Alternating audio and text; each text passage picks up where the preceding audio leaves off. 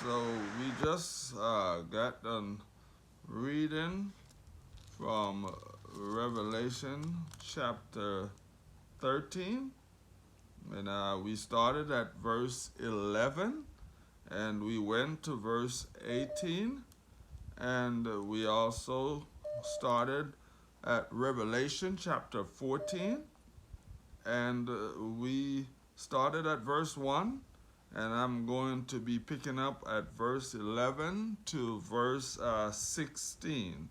All right? And it says, "And the smoke of their torment ascended up for ever and ever, and they have no rest, day nor night, who worship the beast and his image, and whosoever receiveth the mark of his name. Here is the patience of the saints.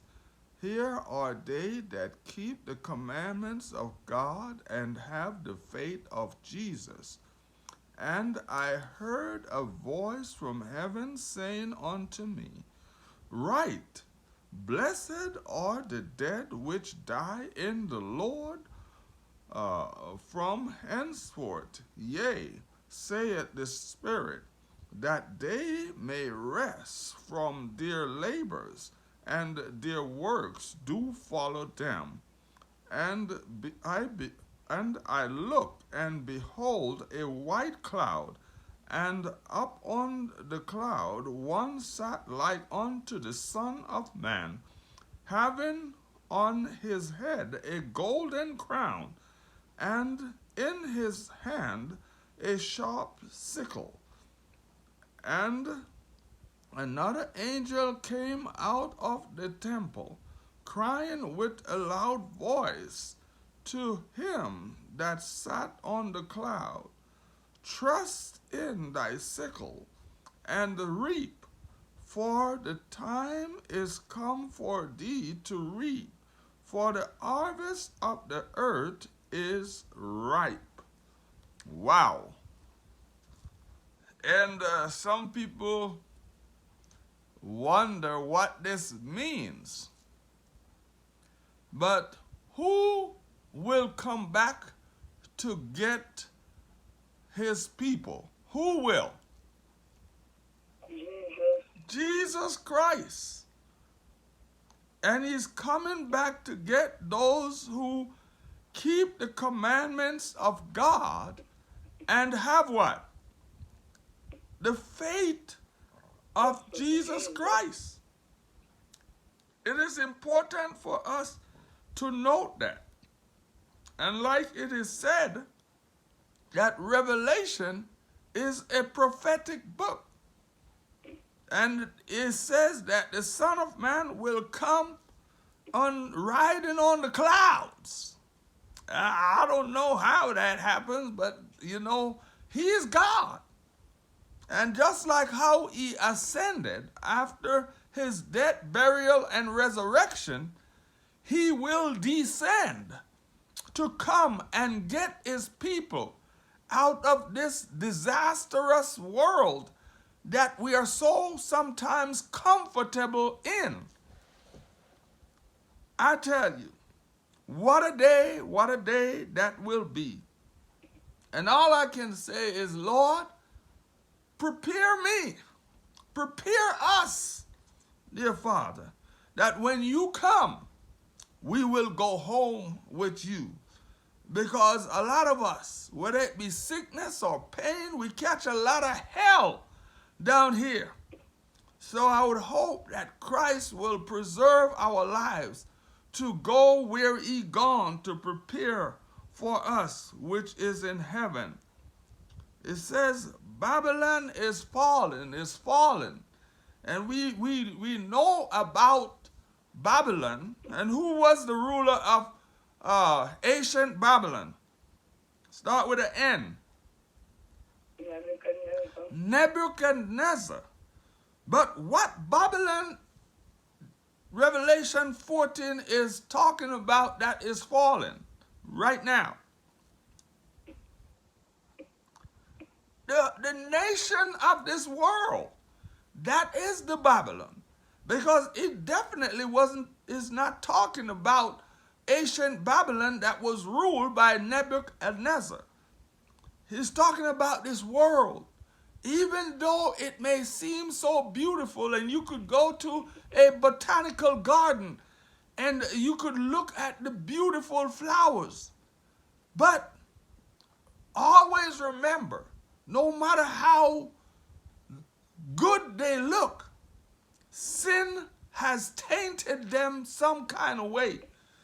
But just imagine, oh hallelujah, what the flowers will look like when we go to where God gone to prepare for us. Did John warn us not to drink of the wine of the wrath of her fornication?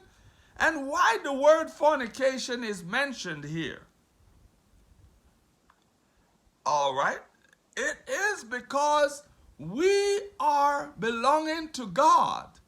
And anytime we divert and start to mess around with the devil, we are committing adultery or fornication, because you would have gone back and started to cheat on Christ, the one who died for us. Does John warn us not to worship the beast and his image? And the answer is yes. And who is the beast? It is Satan himself.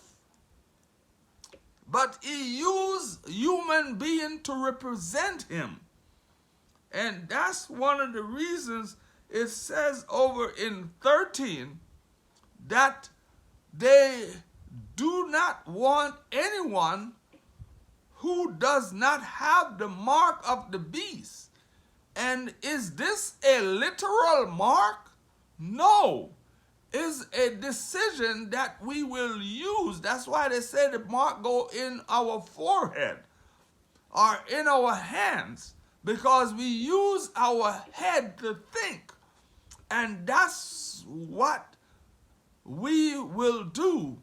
We will follow after who we choose to follow. And the decision is made in our mind. It says also that he was wounded. Matter of fact, who gave power to the nations and to the papal system? Who gave power to the papal system? The dragon himself. If you look in verse 11, you realize the dragon himself is the one who gave power.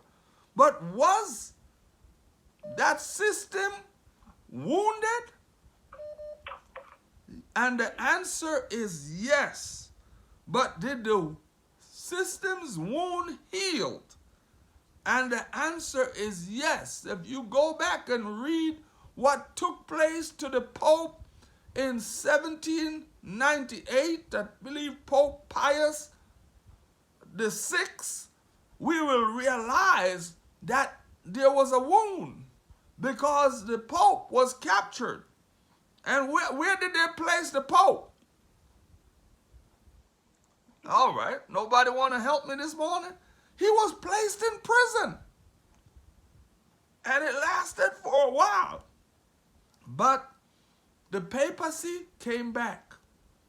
And they are stronger than ever today. And we need to make sure that we understand that. Whatever God has in place, Satan gonna have something close enough, but not the truth. Let us ask God to help us to follow Christ and to do what he asks us to do, so that when he comes back on the clouds, hallelujah, we all can go home to be with him. Praise ye the Lord.